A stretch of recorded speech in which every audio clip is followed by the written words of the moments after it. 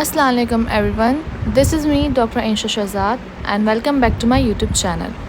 सो previous lecture में हमने humerus bone के इंट्रोडक्शन को, साइड डिटर्मिनेशन को और फीचर्स को डिस्कस किया था। और आज के लेक्चर में हम लोअर एंड, मसल अटैचमेंट और क्लिनिकल एनाटमी को डिस्कस करेंगे। सो लेक्चर स्टार्ट करने से पहले अगर आपने मेरे यूट्यूब चैनल को सब्सक्राइब नहीं किया हुआ तो सबसे पहले जाकर सब्सक्राइब कीजिए, शेयर कीजिए, लाइक कीजिए एंड येस बेल आइकन को क्लिक करना मत भूलिएगा। इससे मेरे आने वाली हर न्यू वीडियो की अपडेट सबसे पहले आपको मिलेगी। तो चलें आज का लेक्चर हम स्टार्ट करते हैं। तो लास्ट टाइम जो है हमने शाफ्ट पे अपना लेक्चर जो है वो एंड किया था। आज हम जो है ह्यूमरस बोन के लोअर एंड को डिस्कस करेंगे। लोअर एंड जो है बेसिकली हमारे पास ह्यूमरस का ये पार्ट हमारे पास कहलाता है लोअर एंड, ठीक है। अब लोअर एंड हमारे पास किससे बना हुआ होता है? कॉन्डाइल से बना हुआ होता है, यानी कि हमारे पास इधर लेटरल कॉन्डाइल होता है और इधर हमारे पास मीडियल एपिकॉन्डाइल होता है, ठीक है। तो हमारे पास लोअर एंड बेसिकली जो साइड टू साइड है ना, कॉन्डाइल से बना हुआ होता है। अब इसमें हमारे पास आर्टिकुलर पार्ट्स भी होते हैं, नॉन आर्टिकुलर पार्ट्स भी होता है। तो सबसे पहले हम आर्टिकुलर पार्ट्स की बात करते हैं। आर्टिकुलर पार्ट्स में हमारे पास दो चीज़ें आती है, एक आता है कैपिचुलम, एक आता है ट्रॉक्लिया। हमारे पास जो ये पार्ट है ये कहलाता है कैपिचुलम और ये पार्ट कहलाता है ट्रॉक्लिया।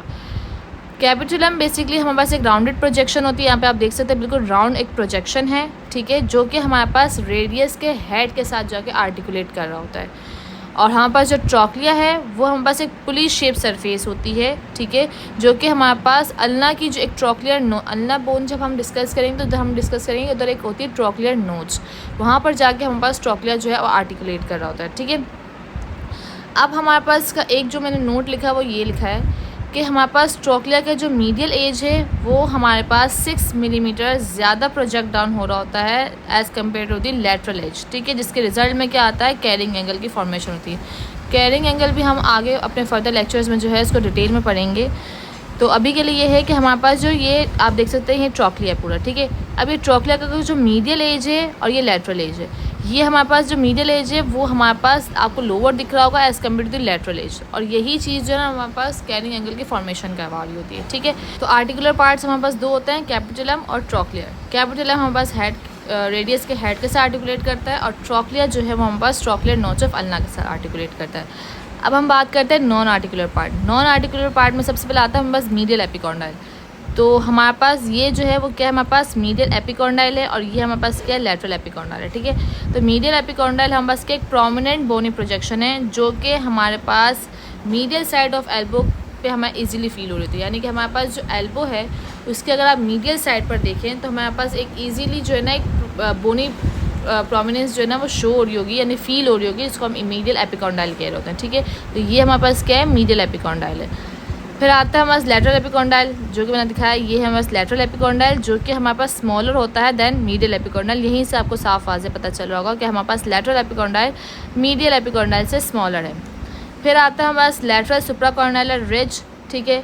अब हमारे पास यहाँ पर लेटरल एपिकॉन्डाइल है, इसी के ऊपर हमारे पास क्या होता है? लेटरल सुप्राकॉर्डाइलर रिज होता है, और जहाँ पर हमारे पास मीडियल एपिकॉन्डाइल है इसी के ऊपर हमारे पास मीडियल सुप्राकॉर्डाइलर रिज होता है, ठीक है। फिर आता है हमारे पास कोरोनेट फोसा। अब कोरोनेट फोसा हमारे पास बिल्कुल ट्रॉक्लिया के ना ऊपर हमारे पास क्या होता है? कोरोनेट फोसा होता है। तो जब हम अपने एल्बो को फ्लेक्स करते हैं तो क्या होता है कि हमारे पास अल्ना का जो कोरोनेट प्रोसेस है वो कोरोनेट फोसा पे, ह्यूमरस से कोरोनेट फोसा पे आके एकोमोडेट होता है, ठीक है। फिर आता है हमारे पास रेडियल फोसा, जो कि हमारे पास कैपिटुलम के ऊपर हमारे पास क्या होता है? रेडियल फोसा होता है, जहाँ पर हमारे पास रेडियस का जो हेड है वो आके एकोमोडेट करता है जब हम एल्बो को फ्लेक्स करते हैं। यानी कोरोनेट फोसा में क्या होता है कि हमारे पास अल्ना का कोरोनेट प्रोसेस आके एकोमोडेट करता है जब हम एल्बो को फ्लेक्स करते हैं, और रेडियस का जो हेड है वो रेडियल फोसा पे आके करता है, ठीक है। फिर आता है हमारे पास ऑलिकोरोनेट फोसा। ऑलिकोरोनेट फोसा बेसिकली हमारे पास पोस्टीरियर सरफेस पे दिख रहा होता है, यानी कि हमारे पास ह्यूमरस के बैक साइड पे हमें दिख रहा होता है ऑलिकोरोनेट फोसा, ये रहा। तो ये इधर हमारे पास क्या होता है कि अल्ना का जो ऑलिकोरोनेट प्रोसेस है वो इधर आकर एकोमोडेट कर रहा होता है, ठीक है, जब एल्बो एक्सटेंडेड होता है। जब एल्बो फ्लेक्स होता है तो कोरोनेट फोसा और रेडियल फोसा पे हमारे पास आके ना कोरोनेट प्रोसेस और रेडियस का हेड आके एकोमोडेट कर रहा होता है, और जब एल्बो हमारे पास एक्सटेंडेड होती है तब हमारे पास ऑलिकोरोनेट प्रोसेस आके एकोमोडेट कर रहा होता है ऑलिकोरोनेट फोसा पे। अब हम बात करते हैं अपनी मसल अटैचमेंट की। तो मैंने स्कैपुला बोन की तरह इसमें भी है कि सारे इंसर्शन वाले मसल्स एक साइड लिख दिए हैं और ओरिजिन वाले मसल्स मैंने एक साइड लिखे हैं। सबसे पहले हम बात करते हैं इंसर्शन वाले मसल्स की, ठीक है। तो हमारे पास सबसे पहले इंसर्शन वाला जो मसल है वो है सब स्कैपुलरीज मसल। तो सब स्कैपुलरीज मसल बेसिकली हमारे पास इसकी ओरिजिनेशन कहाँ से हो रही थी, सब स्कैपुलर फोसा से हो रही थी, ठीक है। तो सब स्कैपुलर फोसा से हमारे पास जो है ना इसकी ओरिजिनेशन हो रही थी और इसकी इंसर्शन कहाँ हो रही है, हमारे पास लेसर ट्यूबरकल, यानी कि ये हमारे पास हमने बात की थी कि ये हमारे पास होता है ग्रेटर लेसर ट्यूबरकल और ये होता है हमारे पास ग्रेटर ट्यूबरकल ना। तो हमारे पास ये जो लेसर ट्यूबरकल है इस पर हमारे पास किसकी इंसर्शन हो रही है, सब स्कैपुलरीज मसल की हो रही है। फिर आता है हमारा सुप्रास्पाइनेटस। सुप्रास्पाइनेटस मसल की ओरिजिनेशन कहाँ से हो रही थी, सुप्रास्पाइनस फोसा से हो रही थी। तो इसकी इंसर्शन कहाँ पे हो रही है, हमारे पास ग्रेटर ट्यूबरकल के अपर मोस्ट इम्प्रेशन पे, यानी कि हमारे पास एक ग्रेटर ट्यूबरकल है, इसका जो अपर मोस्ट एरिया है ना, ये अपर मोस्ट इम्प्रेशन है, वहाँ पर हमारे पास सुप्रास्पाइनेटस मसल की इंसर्शन होती है। फिर आता है हमारे पास इंफ्रास्पाइनेटस मसल। इसकी ओरिजिनेशन कहाँ से हो रही थी, हमारे पास इंफ्रास्पाइनस फोसा से हो रही थी। तो हमारे पास इसकी इंसर्शन कहाँ पे हो रही है, इसकी भी इंसर्शन ग्रेटर ट्यूबरकल पे ही हो रही है लेकिन मिडल इंप्रेशन पे।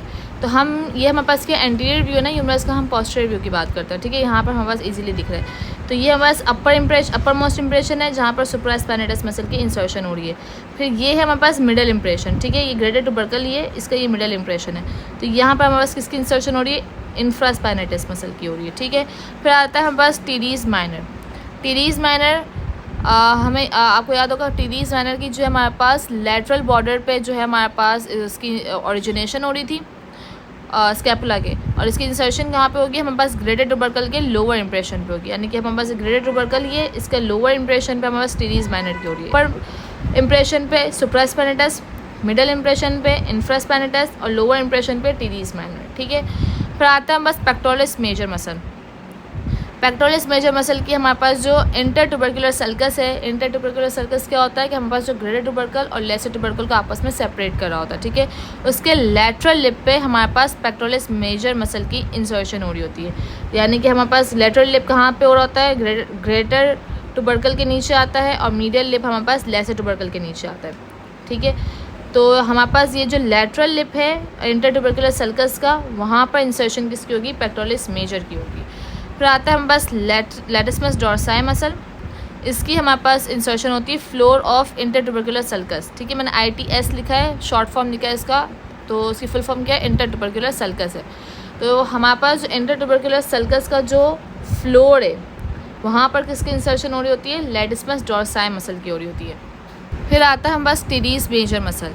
तो वो हमारे पास इंटर ट्यूबरकुलर सर्कस के मीडियल लिप पे हमारे पास इंसर्शन होती है। मीडियल लिप ये रहा, तो यहाँ पर हमारे पास टीरीज मेजर की हो रही है। लेटरल लिप पे पेक्टोरलिस मेजर की हो रही होती है इंसर्शन, और मीडियल लिप पे टीरीज मेजर की होती है, और फ्लोर पे किसकी होती है, लैटिस्मस डोर्साई की, ठीक है।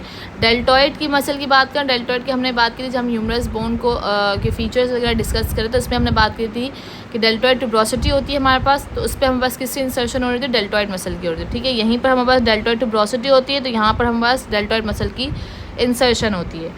लास्ट है हमारे पास कोरेकोब्रैकियलिस। कोरेकोब्रैकियलिस हमारे पास जो है ना मिडल ऑफ मीडियल बॉर्डर, ये हमारे पास मीडियल बॉर्डर है, इसके मिडल पे हमारे पास जो रफ एरिया होता है ना, हमने हर बॉर्डर के 3 पार्ट्स में उसको डिवाइड किया था ना, अपर मिडल एंड लोअर। तो मिडल बॉर्डर मिडल एरिया हमने डिस्कस किया था कि वो रफ एरिया होता है। तो ये जो रफ एरिया होता है ना हमारे पास मीडियल बॉर्डर का, उधर इंसर्शन हो रही होती है कोरेकोब्रैकियलिस मसल की, ठीक है। तो ये हमने सारे इंसर्शन वाले मसल्स डिस्कस कर लिए। सबसे पहले हमारे पास सब स्कैपुलरीज मसल है जो कि लेसर ट्यूबरकल पे हो रहा होता है। फिर है हमारे पास सुप्रास्पाइनेटस जो कि upper most of greater tubercle, infraspinatus middle impression of greater tubercle, teres minor lower impression of greater tubercle. फिर है हमारे पास पेक्टोरलिस मेजर मसल जो कि हमारे पास लेटरल लिप पे हो रहा होता है of intertubercular sulcus, medial lip पे टीरीज मेजर होता है, फ्लोर पे लैटिस्मस डोर्साई मसल होता है, डेल्टॉइड ट्यूब्रोसिटी पे डेल्टॉइड मसल होता है, rough area of middle area of medial border coracobrachialis muscle होता है। अब हम बात करते हैं ओरिजिनेशन वाले मसल्स की। तो सबसे पहले हमारे पास ब्रैकियलिस मसल। ब्रैकियलिस मसल की ओरिजिनेशन कहाँ से होती है, antero medial and antero lateral surface of the shaft. तो हमने फीचर्स डिस्कस किए थे कि हमारे पास ये एंटीरो लेटरल सरफेस है, ये एंटीरो मीडियल सरफेस है। तो इधर हमारे पास दोनों सरफेसेस को कंबाइन करके हमारे पास जिस मसल की ओरिजिनेशन हो रही थी वो है ब्रैकियलिस मसल, ठीक है। फिर है हमारे पास ब्रैकियोरेडियलिस। ब्रैकियोरेडियलिस हमारे पास जो लेटरल सुप्राकॉन्डाइलर रिज है उसके अपर 2/3 पार्ट से हमारे पास जो है ना ब्रेकियोरेडियलिस मसल की ओरिजिनेशन होती है। यानी कि हमारे पास लेटरल सुप्राकॉर्डियल रिज है तो इसका जो अपर 2/3 पार्ट है वहाँ से ब्रेकियोरेडियलिस की हो रही होती है, और जो लोअर 1/3 पार्ट है वहाँ से एक्सटेंसर कार्पाई रेडियलिस लॉन्गस मसल की जो है ना वो ओरिजिनेशन हो रही होती है। फिर आता है हमारे पास प्रोनेटर टीडीज मसल, इसकी मीडियल सुप्राकॉर्डियल रिज से हो रही होती है।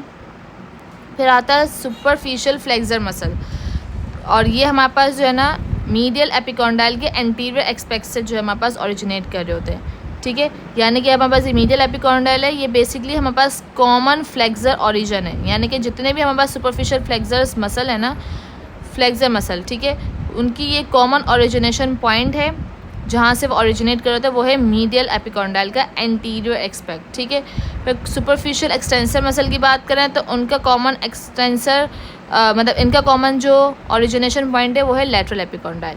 ठीक है, ये है हमारे पास लेटरल एपिकॉन्डाइल, यहाँ से हमारे पास एक्सटेंसर मसल की ओरिजिनेशन होती है, यहाँ से हमारे पास फ्लेक्सर मसल्स की ओरिजिनेशन हो रही होती है। ठीक है, फिर हम बात करते हैं एंकोनियस मसल। एंकोनियस मसल जो है ना हमारे पास लेटरल एपिकॉन्डाइल से होता है लेकिन पोस्टीरियर सरफेस, यानी कि हम इसके पोस्टीरियर सरफेस पे जाएंगे। ये हमारे पास लेटरल एपिकॉन्डाइल है, ये हमारे पास मीडियल एपिकॉन्डाइल।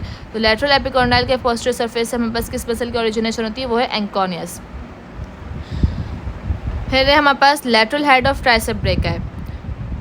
अब हमारे पास ट्राइसेप ब्रेका है कि हमारे पास लेटरल हेड है और मीडियल हेड है ना, तो लेटरल हेड की ओरिजिनेशन कहाँ से होती है, ऑब्लिक रीच ऑफ पोस्टीरियर। ये हमारे पास ऑब्लिक रीच थी, यहाँ से हमारे पास लेटरल हेड ऑफ ट्राइसेप ब्रेका की क्या हो रही होती है, ओरिजिनेशन हो रही होती है। और मीडियल हेड की कहाँ से होती है, हमारे पास बिलो रेडियल ग्रूव, यानी कि हमारे पास ये रेडियल ग्रूव है। ठीक है, ये रेडियल ग्रूव है, इसके बिलो हमारे पास मीडियल हेड की क्या से किसकी मीडियल हेड की जो है ना ओरिजिनेशन होती है। ठीक है, ऑब्लिक रिच पे लेटरल हेड ऑफ ट्राइसेप ब्रेका है और रेडियल ग्रूव के बिलो हमारे पास मीडियल हेड ऑफ ट्राइसेप ब्रेका की ओरिजिनेशन होती है। फिर हमारे पास एक होता है capsular ligament off shoulder joint, तो वो बेसिकली हमारे पास एनाटॉमिकल नेक पे जो है ना वो अटैच होते हैं। नहीं, हमने बात की थी, ये थी हमारे पास एनाटॉमिकल नेक। ठीक है, तो यहाँ पर हमारे पास जो है ना शोल्डर जॉइंट का कैप्सुलर लिगामेंट जो है वो अटैच होता है। अब हमारे पास 3 नर्व्स ऐसी हैं जो कि हमारे पास डायरेक्टली रिलेट कर रही होती है ह्यूमरस बोन से। तो वो कौन सी, एक्सियल नर्व जो कि सर्जिकल नेक से रिलेट कर रही होती है, रेडियल नर्व रेडियल ग्रूव से कर रही होती है, अल्नर नर्व जो कि बिहाइंड द एपिकॉन्डाइल होती है। ठीक है, ये 3 नर्व्स है जो कि हमारे डायरेक्टली रिलेट कर रही होती है ह्यूमरस से, तो एग्जाम पॉइंट ऑफ व्यू से इंपॉर्टेंट हो सकता है। अब हम बात करते हैं लास्टली क्लिनिकल एनाटॉमी की। तो क्लिनिकल एनाटॉमी में ये है कि हमारे पास जो ह्यूमरस के कॉमन साइट्स ऑफ फ्रैक्चर हैं वो कौन से हैं, सर्जिकल नेक, शाफ्ट और सुप्राकॉर्डियल रीजन। ये 3 रीजन्स ऐसे हैं जहाँ पर हमारे पास ह्यूमरस ईजिली फ्रैक्चर हो सकती है। फिर आता है हमारे पास सुप्राकॉर्डियल फ्रैक्चर जो कि मोस्ट कॉमन है यंग एज में because of out stretch hand, या फिर ऊंचाई से कहीं से आप गिर गए हो तो इस वजह से हमारा सुप्राकॉर्डियल फ्रैक्चर हो सकता है। और ये हमारे पास मीडियन नर्व की इंजरी कॉज कर सकता है और जो कि लीड करता है Volkmann's ischemic fracture contracture Volkmann's ischemic contracture में क्या होता है कि हमारे पास जो 4 आर्म के मसल्स होते हैं वो वेस्टिंग में चले जाते हैं और हमारे पास फिंगर्स और थंब की क्लोइंग हो जाती है। इस तरह से हमारे पास जो है ना हाथ हो जाता है। ठीक है, और हमारे पास जो 4 आर्म के जो मसल्स है वो वेस्टिंग में जा रहे होते हैं। तो ये हमारे बेसिकली होता है वॉल्कमैन्स इस्केमिक कॉन्ट्रैक्चर जो कि ब्रेकियल आर्टरी की ऑक्लूजन की वजह से हो रहा होता है। ठीक है, फिर हमारे पास कि 3 हमारे पास बोनी पॉइंट्स होते हैं। नॉर्मल एल्बो, अगर हमारे पास नॉर्मल एल्बो की बात करें तो हमारे पास ये 3 बोनी पॉइंट्स जो है ना इक्विलेटरल ट्रायंगल बना रहे होते हैं फ्लेक्स एल्बो में, और एक्सटेंडेड एल्बो में एक लाइन में होते हैं। यानी कि हमारे पास एक नॉर्मल एल्बो की बात करें तो हमें 3 ऐसे बोनी पॉइंट्स होते हैं कि जब हम एल्बो को फ्लेक्स करते हैं तो ये 3 बोनी पॉइंट्स जो हैं वो ट्रायंगल बना रहे होते हैं, और जब हम एल्बो को एक्सटेंड करते हैं तो ये एक लाइन में आ जाते हैं। ठीक है, वो कौन से पॉइंट्स हैं, मीडियल एपिकॉन्डाइल है, लेटरल एपिकॉन्डाइल है और ऑरिजिन प्रोसेस है। अब यहाँ पिक्चर में देखते हैं। अब देखो ये जब हमारे पास एल्बो फ्लेक्स्ड है, तो जब हमारे पास एल्बो फ्लेक्स है तो 3 जो ये हमारे पास पॉइंट्स है ना, मीडियल एपिकॉन्डाइल, लेटरल एपिकॉन्डाइल और एलिक्रेन प्रोसेस, ये देखो एक ट्रायंगल बना रहे हैं।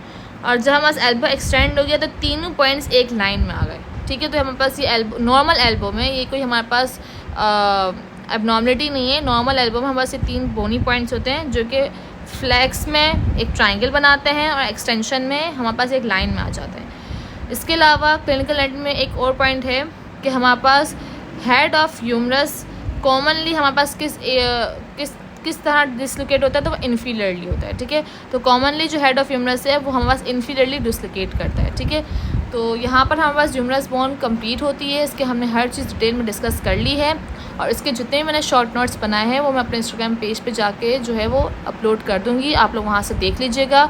और नोट डाउन कर लीजिएगा, एग्ज़ाम पॉइंट ऑफ व्यू में आपको क्विक रिविजन में बहुत हेल्प आउट करेंगे, ठीक है। तो अब नेक्स्ट लेक्चर में इंशाल्लाह हम नेक्स्ट पॉइंट को डिस्कस करेंगे। So see you in the next lecture, तब तक के लिए अल्लाह हाफ़िज़।